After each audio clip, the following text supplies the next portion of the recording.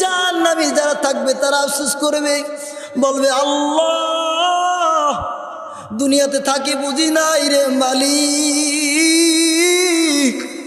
জাহান্নামের আযাবটা বড় যে এত কঠিন। আয় আল্লাহ তুমি আমাদেরকে এই গরু ছাগলের মতো মাটির সাথে মিশিয়ে দাও, জাহান্নামের আযাব যে এত বড় কঠিন রে মালিক, যদি আগে জানতাম দুনিয়া ছেড়ে সবগুলো ফেলে দিয়ে তোমার সিজদায় পড়ে থাকতাম। ওরে মানুষ এমন ভাবে মৃত্যু হয়, ওরে নেককার যারা যেরকমের ইবাদত করে আল্লাহ তাদের সেইভাবে মৃত্যু দেয়। আল্লাহ তাআলা বান্দাদেরকে দোয়া শিখিয়ে দিয়েছে, বান্দা তুমি বিপদ থেকে মুক্তি হও, ও আল্লাহ এমন মৃত্যু দিও না, এমন মৃত্যু দিও না। রোড অ্যাক্সিডেন্ট হয়ে কত মানুষ মারা যায়, তাকিয়ে দেখো খবর না, কত মানুষ রোড অ্যাক্সিডেন্ট করে মারা যায়, কত মানুষ গাছ থেকেও পড়ে মারা যায়।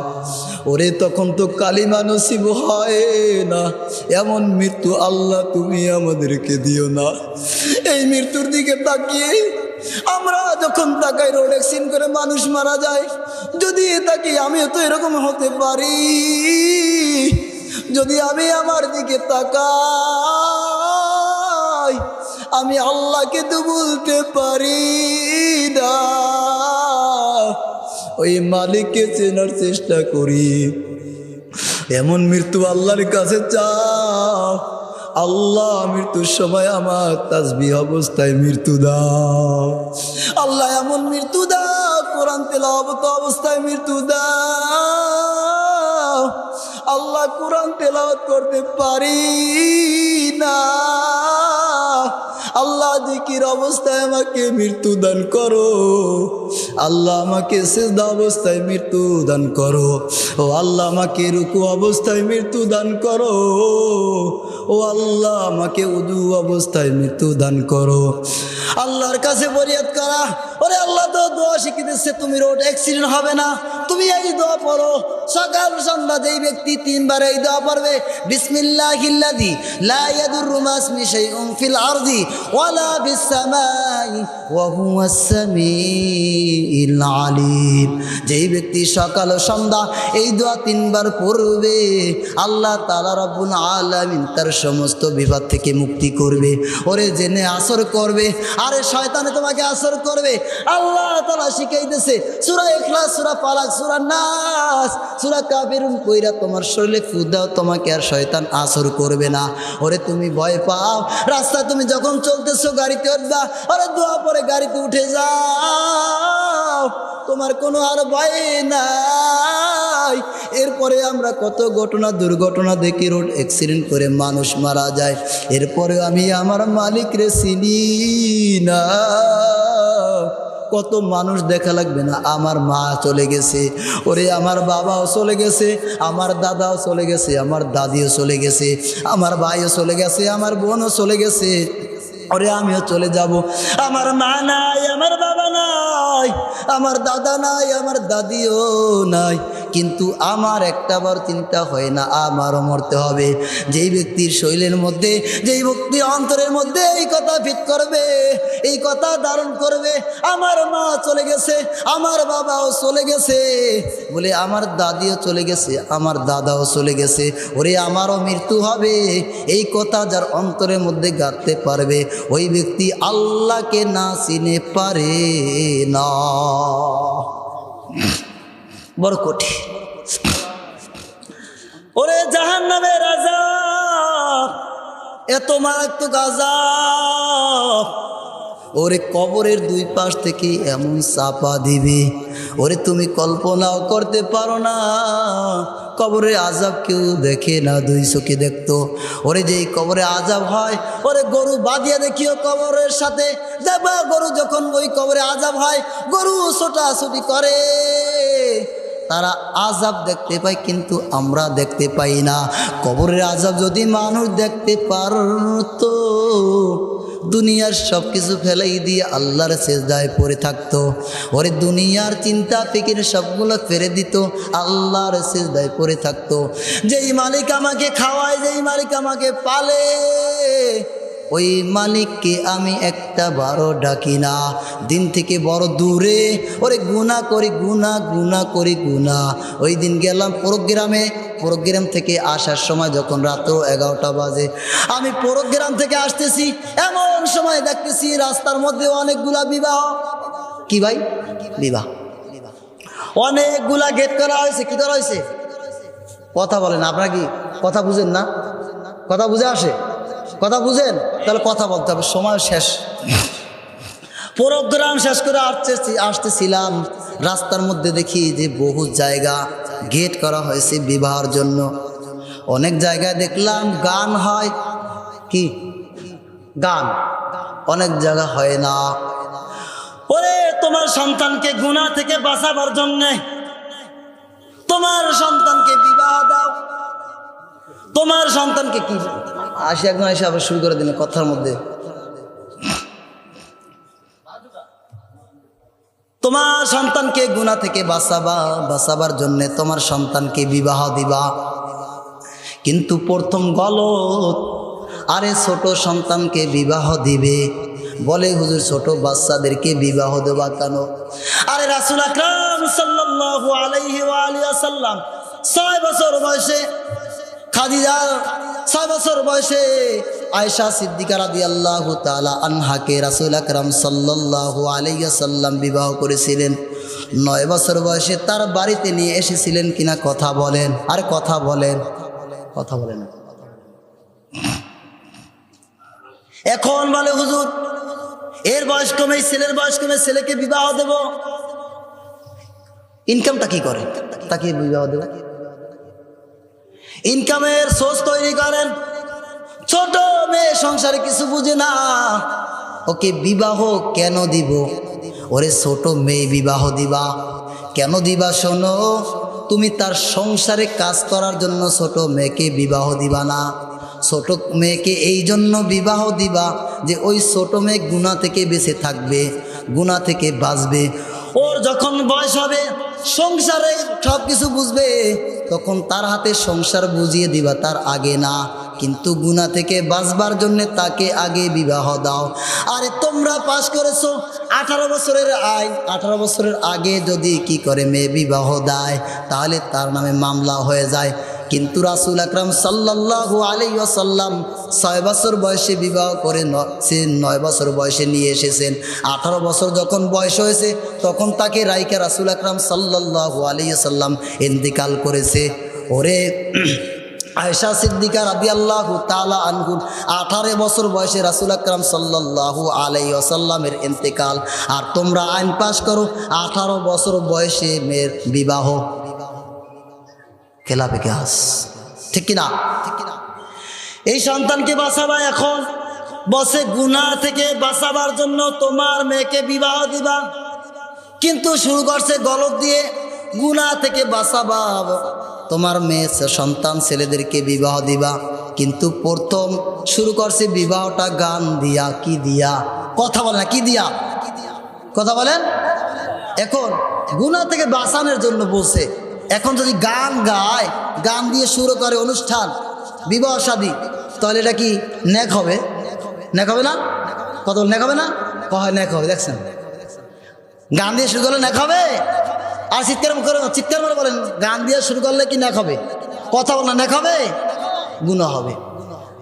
এরপরে গান দিয়ে শুরু করে, সন্তান বিবাহ দিল, মেয়ে বিবাহ দিল, দুনিয়াতে সন্তান এসেছে।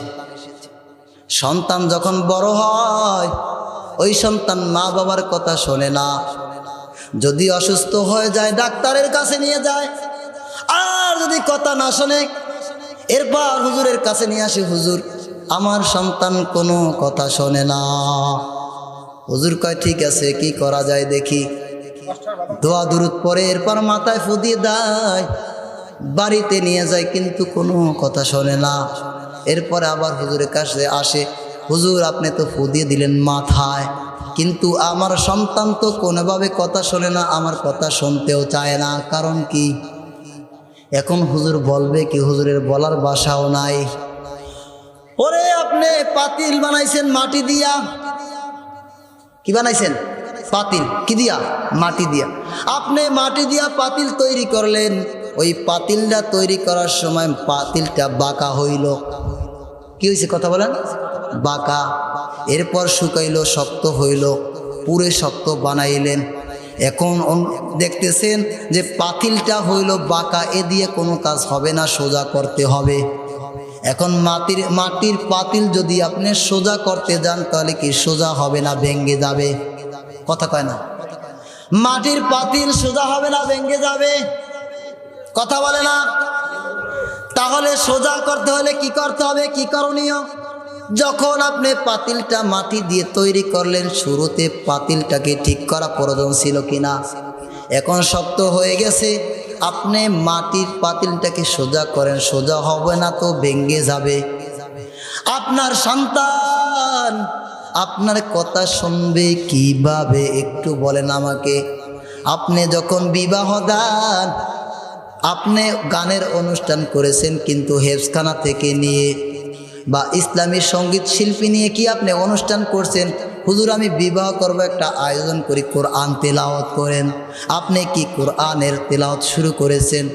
প্রথম আপনি হারাম কাজ দিয়ে শুরু করেছেন, এরপরে আপনি আশা করেন ভালো। কি আপনার প্রথম গলত?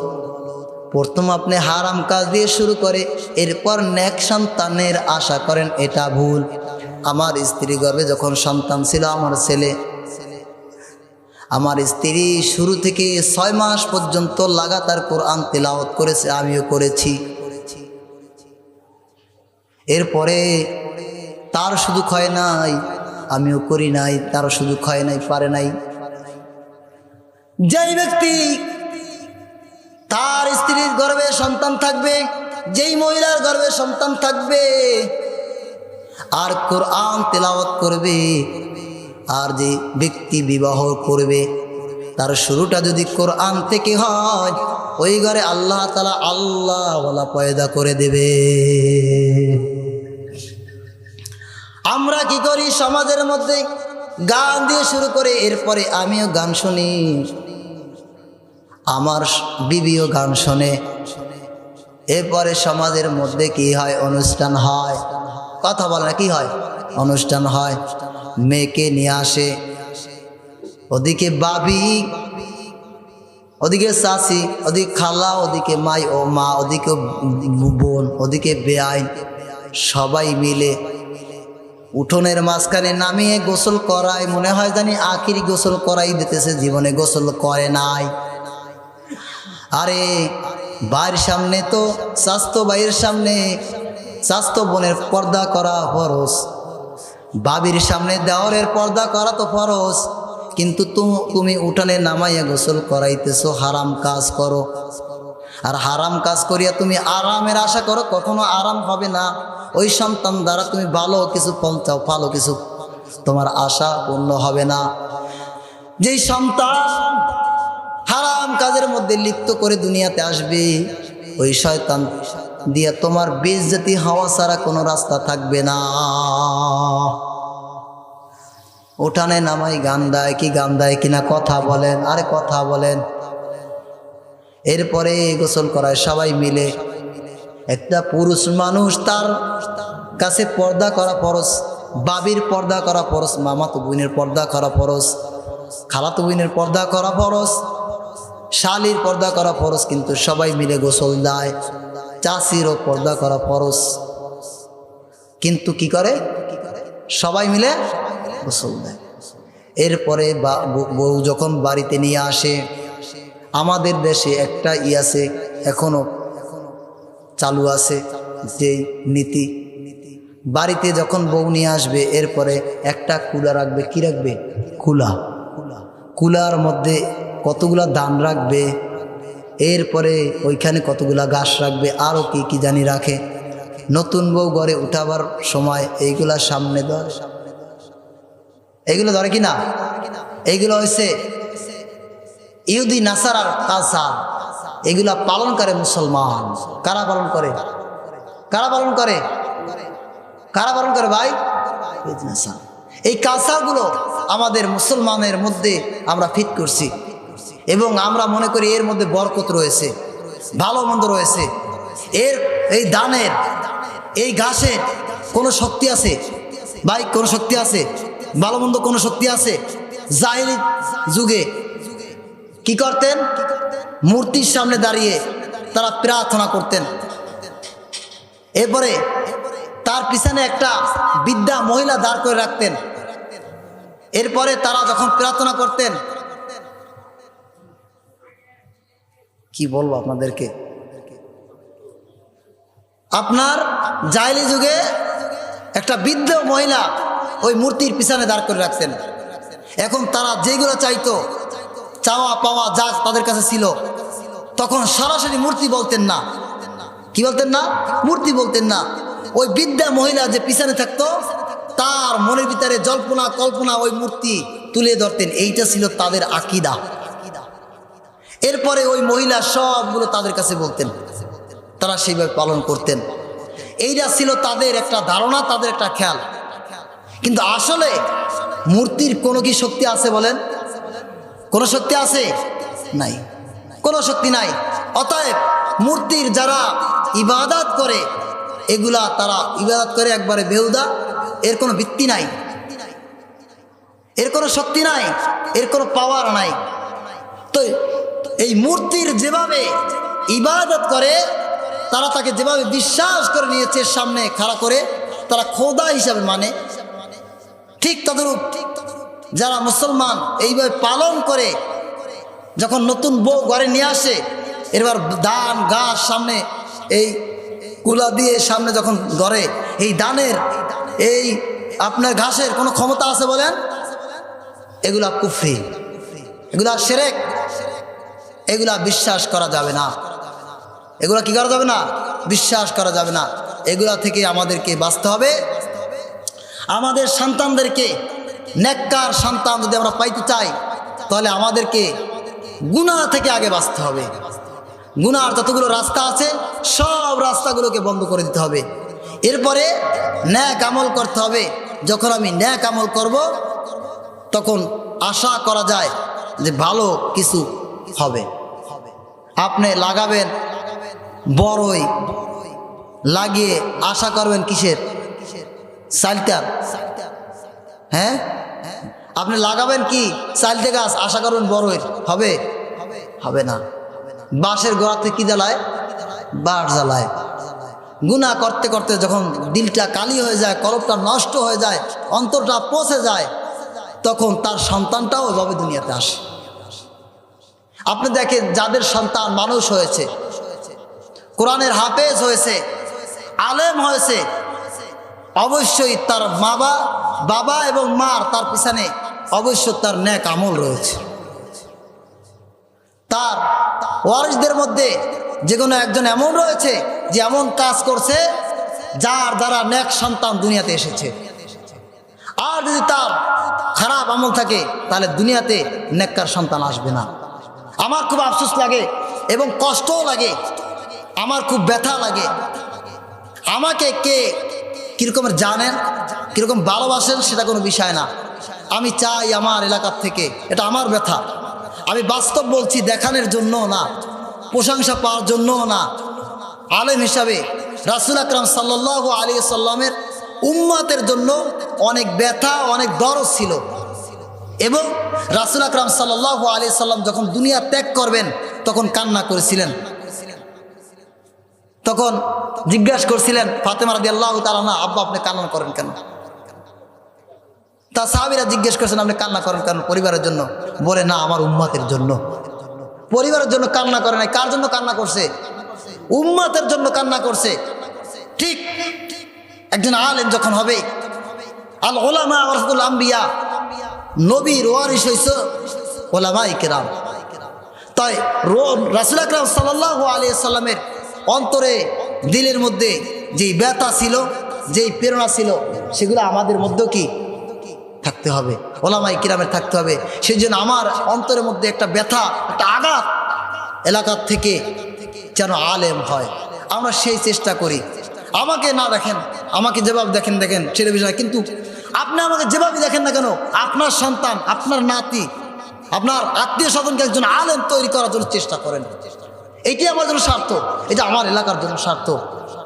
কিন্তু সব এলাকার মধ্যে ওলামায়ে কেরাম আছেন, হাফেজ আছেন। আচ্ছা ঠিক আছে, এই জন্য শেষ করছি। সবদা নামাজ চলছে, আপনাদের কাছে আহ্বান, আপনার সন্তানকে না পড়েন, আপনার হাতে এলাকাবাসী যারা আছে, আপনি প্রয়োজন হয় বুদ্ধি দিয়ে, শ্রম দিয়ে, অর্থ দিয়ে চেষ্টা করবেন যেন একটা সন্তান মানুষ হয়। আল্লাহ তাআলা আমাদেরকে আমল করা তৌফিক দান করুক। ওয়া আখিরু দাওয়ানা আলহামদুলিল্লাহি রাব্বিল আলামিন।